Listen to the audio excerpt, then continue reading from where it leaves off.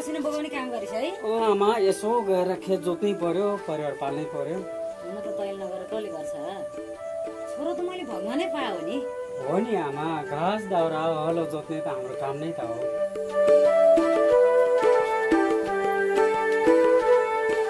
आमा उहाँ त बिहान बेलुका खेतमै व्यस्त हुनुहुन्छ, घरको काम सम्हाल्नु त नानी र म छँदैछौँ नि।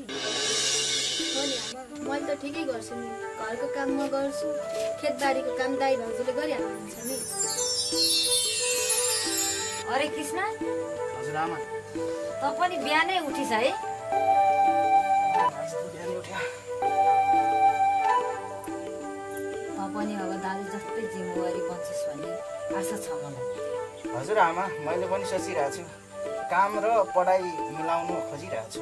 आमा, कृष्ण दाइलाई पढाइतिरै ध्यान दिन दिनुहोस्। खेतबारीको काम त दाइ र हामी गरिहाल्छ नि। हो नि आमा, कृष्णले पढेर के गरोस्? खेती किसानको लागि म छुँदैछु नि। साँच्चै आमा, हाम्रो दुवै भाइ बहिनी पढेर ठुलो मान्छे बन्यो भने त तपाईँको का बगैँचा जस्तै हराभरा हुन्छ होला है। मेरो भगवान दियो अरे, म त तिमीहरूलाई देखेर मात्रै सुख पाउँछु।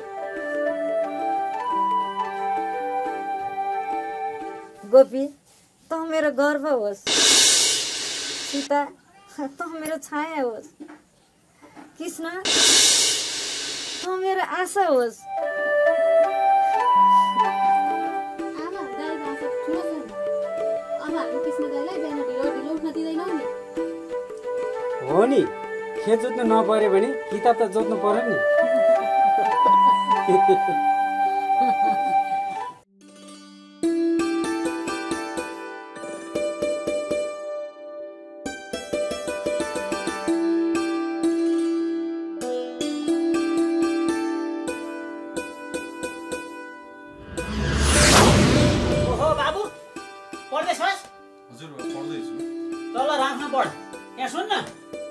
गाउँले मलाई भन्छन् गोपाल दाइको छोरो पढेर ठुलो मान्छे हुन्छ अरे भन्छन्।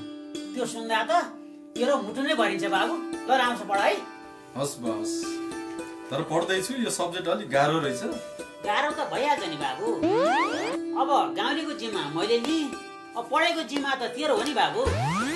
आज मलाई गाउँलेले तेरो बाबा भनेर सम्मान गर्छन्, तर म एक दिन त ठुलो अफिसर बनेको हेर्न चाहन्छु। बुवा, साथीहरूले जिन्दगी त रमाइलोको लागि भन्छन्, पढाइ त पछि पनि हुन्छ।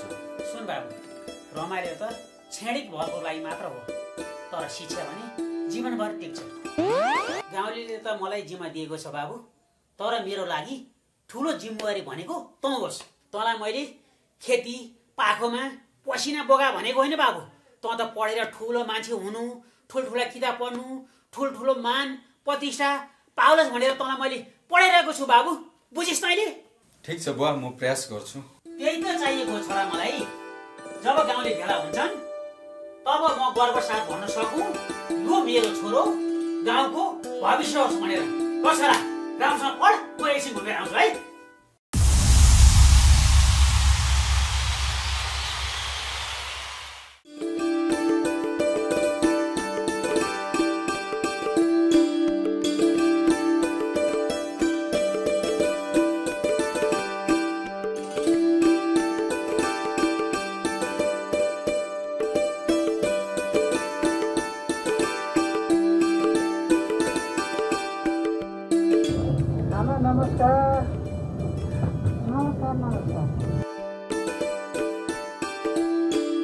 आमाले एउटा कुरा भन्न आएको, बिहानदेखि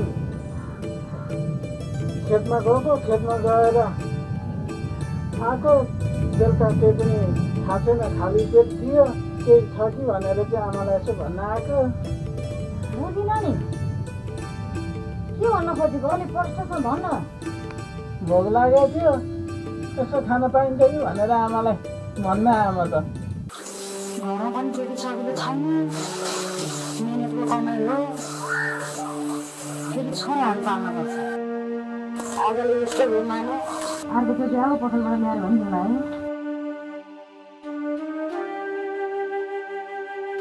आमा, यो मान्यो होइन र? हो बाबु। के कुरा भइरहेछ? के कुरा हुनु पर्यो, कति दिन खाएको खाना ल्याउनुहोस् न भन्न आएको रहेछ। खाना दिनु त मन छ नि, के गर्नु। हाम्रो घरको हाल पनि यस्तै छ। होइन आमा, यस्तो भन्नुहुन्न। हामी पसिना बगाएर ल्याएको अन्न पो हो त। तर आमा, यही पसिना बगाएर उब्जाएको अन्न अरूलाई बारेर खाँदा बल्ल स्वाद हुन्छ आमा। हुन त हो छोरो, तपाईँहरूलाई कुरा पनि ठिकै हो। तर के भयो, उहाँको जिम्मेवारी पनि छ। जिम्मा त म लिन्छु आमा, मिहिनेत पनि गर्छु। अरूले बानी जिम्मा पनि मेरो हो। सरिता, ए सरिता, भित्र खानेकुरो के छ यसो माने ल्याइदियो त। गोपी दाई, तपाईँ जस्तो मान्छे र म अरू पनि भएपछि त्यो तल्लो माथिल्लो भन्ने जात हुँदैन थियो होला। तपाईँले त अहिले मात्र होइन, मलाई जिन्दगीभरि सम्झिने एउटा बाटो दिनुभयो। मानु त हाम्रो गाउँको मान्छे होस्, त भोकले छटपट हिँडेको म देख्न सक्दिनँ। पेटभरि खाएर त भोलि के समस्या पऱ्यो भने मलाई भन्नु। आमा, म साथी त्यहाँ तल पसलतिर जानु पऱ्यो आमा। अब मेरो साथीहरूले किताब किन्नु भनेको छ नि, किताब किन्नु छ। हो त, किताब त चाहियो, तर चाँडै आइज है। किताब किन्नको लागि होर्छ पनि हुन्छ। साथीको बाहनामा बाटो बिगाएर हिँड्ने काम चाहिँ नगर। गाउँको मान्छे हामीले किताब पढेर मात्रै राख्न सक्छौँ। दाइ, तपाईँ चिन्ता नगर्नु, म साथीहरूसँग गएर किताब लिएर आइहाल्छु। ठिक छ ध्यान दे, तर गाउँको इज्जत खाने काम चाहिँ नगर। हस् दाइ, म अहिले जान्छु। आमा म गएँ है।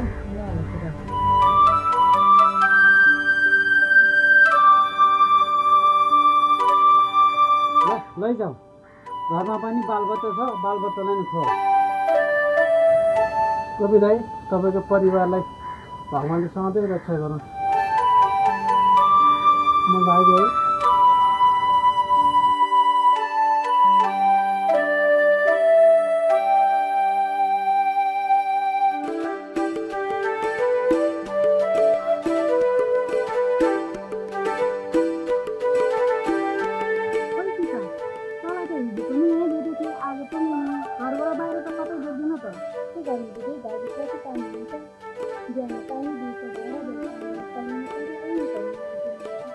तर बहिनी, तँलाई रमाइलो गर्न मन लाग्दैन? गाउँतिर हिँड्ने, साथीहरूसँग हिँड्ने, रमाइलो गर्ने, कति घर चाहिँ मात्रै काम गर्ने? दिदी, मेरो लागि त घर नै सबै थोक हो नि। घर राम्रो भयो भने समाज त आफै राम्रो हुन्छ नि दिदी। आमाले भन्नुभएको, छोरीले घर सम्हाल्यो भने त घरमा भगवान् बस्नुहुन्छ अरे। त्यसैले मलाई त साथीभाइ भन्ने घरकै चिन्ता हुन्छ नि दिदी। ए, त बेग्लै स्वभाव के रहेछ? गाउँको अरू केटीहरू त सधैँ रमाइलोमै रहन्छ। रमाइलो त हुन्छ नि दिदी, घर छोडेर रमाइलो गर्दाखेरि आमाले दुःख पाउनु हुन्छ नि त। मलाई त घरमा खाना पकाउँदा आमा मसक्क हाँस्दा, दाइ खेतबाट आएर पानी लाग्दाखेरि नै त्यसमै खुसी लाग्छ दिदी। तर बहिनी, घर मात्रै संसार होइन, तँलाई पनि एक दिन यो घर छोडेर जानुपर्छ। अनि त्यस दिन बुझ्छस् घर कस्तो हो अनि बाहिर संसार कस्तो हो भने। त्यो दिन नि आउँछ होला दिदी, तर अहिले म आमाको छेउमा बस्न चाहन्छु। म त यही घरलाई स्वर्ग ठान्छु दिदी। तैँले भने पनि ठिकै हो बहिनी, तर घरको मूल्य र बाहिरको संसार पनि बुझ्नुपर्छ। आज घर घर भनिरहेको, भोलि त्यो घर पनि छोडेर जानुपर्छ, अनि मात्रै थाहा हुन्छ घर के हो भनेर। ल गएँ म त।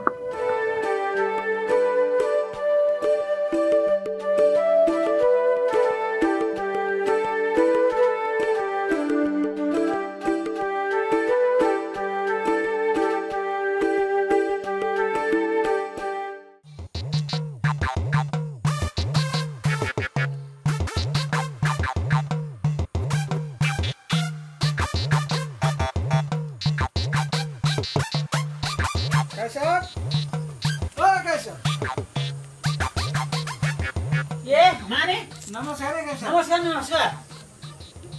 ल बस बस बस बस बस।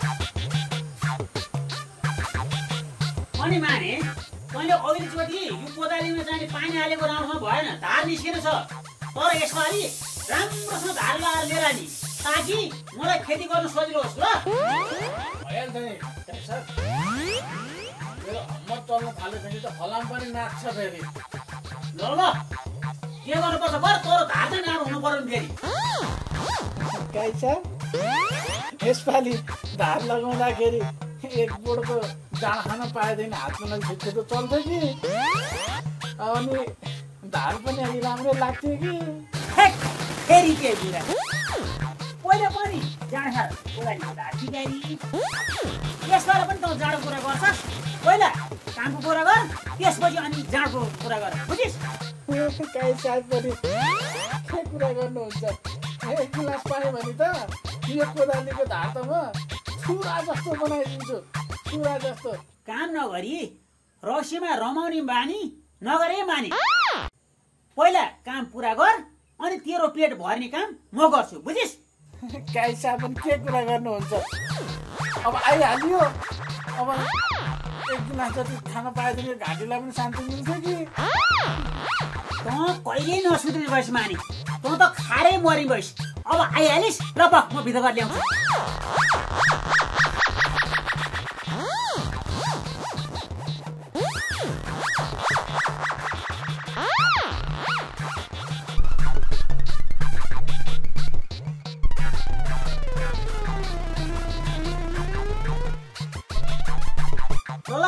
यो अलिकति खा पहिला आफ्नो काम पुरा गर त्यसपछि अनि अरू कुरा मसँग भन है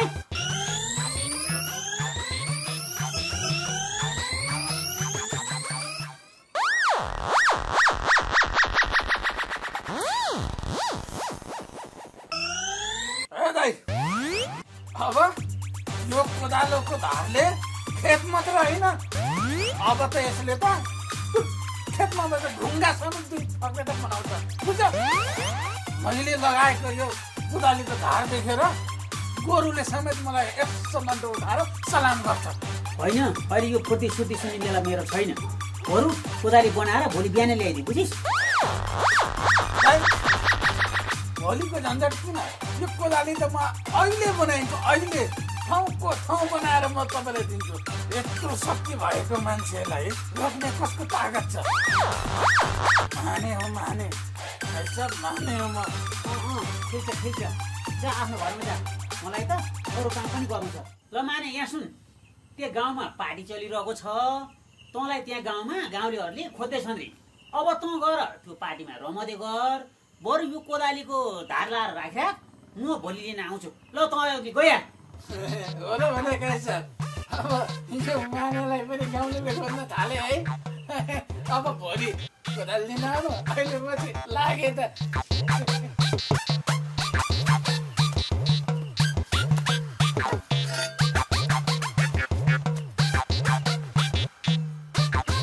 यो मोरो कहिले सुध्रिने भएन दिक्क बनाइसक्यो मलाई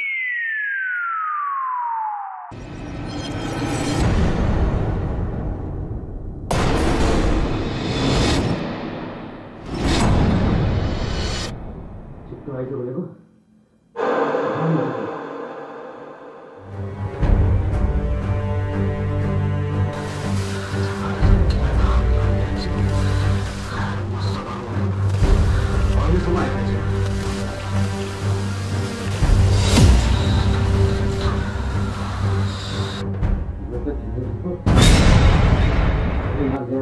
आए त्यो ढिला गर्थ्यो है भाइ घरमा कुरा मिलाउने मात्रै ढिलो हुँदैन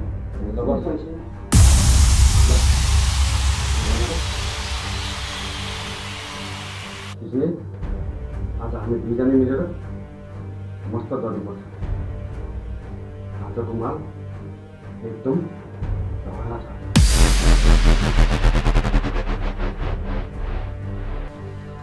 जिन्दगी पढाइ र किताबमा मात्रै खेर के गर जब यो तानिन्छ अनि आउँछ जिन्दगीको अर्को मजा होइन त्यसले हामी अरू जस्तो भएर चाहिँ हामी आफै रमाउने हो आफै गर्ने बुझ्नु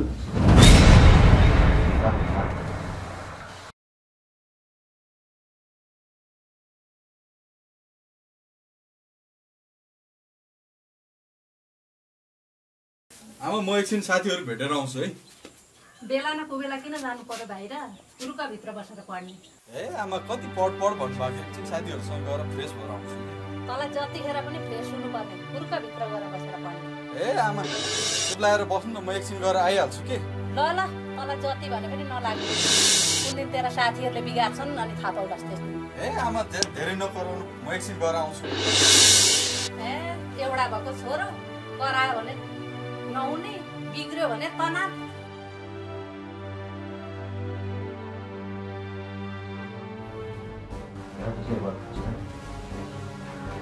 आफ्नै जम्मा पाकेको माल खायो कमायो यही त हो हाम्रो जिन्दगी बुझिस् नै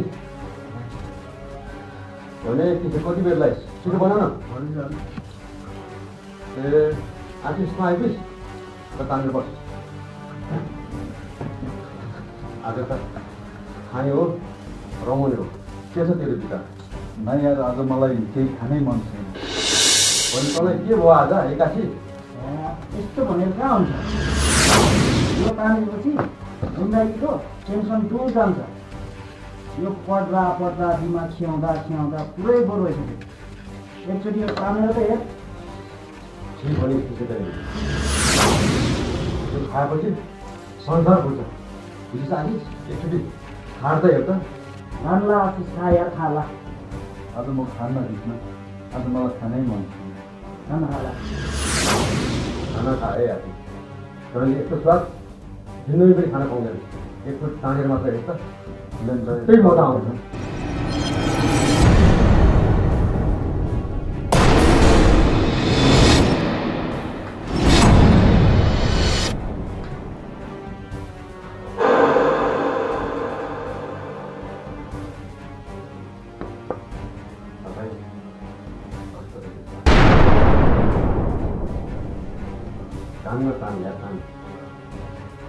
मलाई त फरक छैन त्यसो भए तपाईँ खा जिन्दगीको छुट्टै मजा आउँछ भनेको त हाई गाइस ओहो मात्र मस्ती गर्ने के म पनि सबै हुन्न पर्ने क्या हो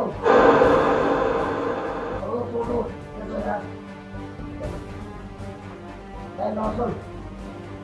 दर्शन खाए त बस यस्तो हुन्छ रात बगैँचा त्यहाँ छ म कहाँ बस्ने उठेर बस्न पैसा मात्रै हुन्छ यस्तो हुन्छ यार सालाले मैले सुट भएर आइदियो आउँदाखेरि सामान भर्छ क्या होइन दिनेहरू बाबा एकसम्म दिनु पनि हाल्छ कि यो तेरो बसको कुरा होइन कि अघि यो तेरो जिउनै धान्न सक्दैन त्यस्तो नभनौँ न यार भइरहेको छ क्या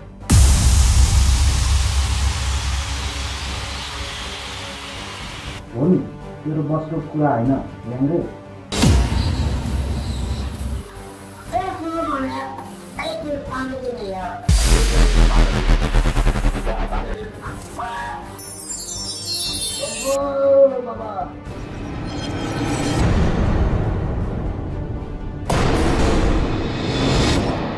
भाइ तैँले कस्तो रहेछ कुरा तँलाई मैले भनेको थिएँ तेरो जिउले धान्दैन भनेर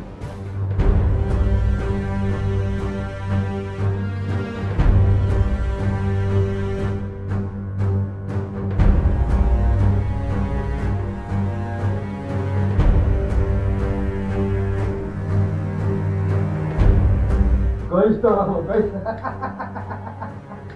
कस्तो छ माल देखिस्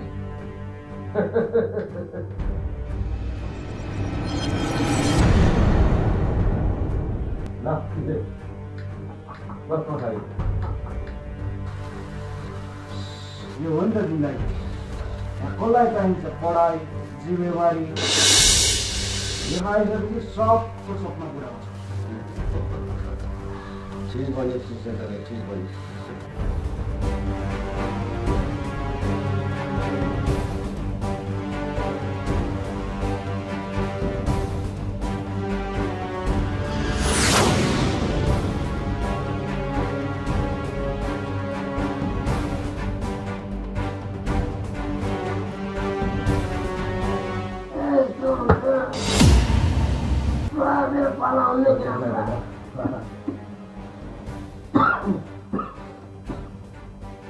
कस्तो लाग्यो कि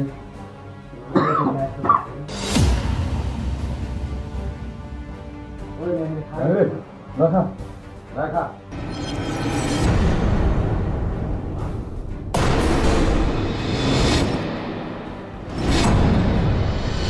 साठी फुटला बिस्तार ताने ल्याङ्ग्वेज हामी पाएँ भने रुवाङ्गीलाई नतान्न तार तार्ने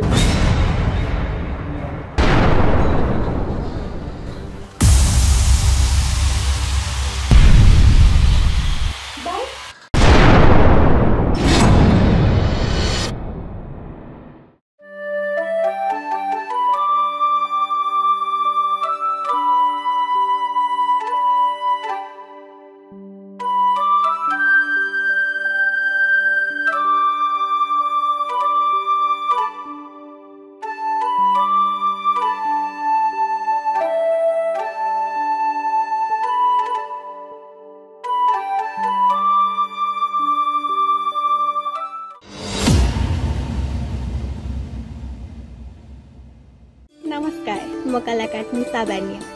कहिले दुःख त कहिले सुख सिरियलकी सीता। हजुरहरूलाई हाम्रो सिरियल कस्तो लाग्छ हेरेर प्रतिज्ञा दिन नभुल्दै र साथसाथै लाइक, कमेन्ट, सेयर, सब्सक्राइब पनि गरिदिनु है त। हस् त, धन्यवाद।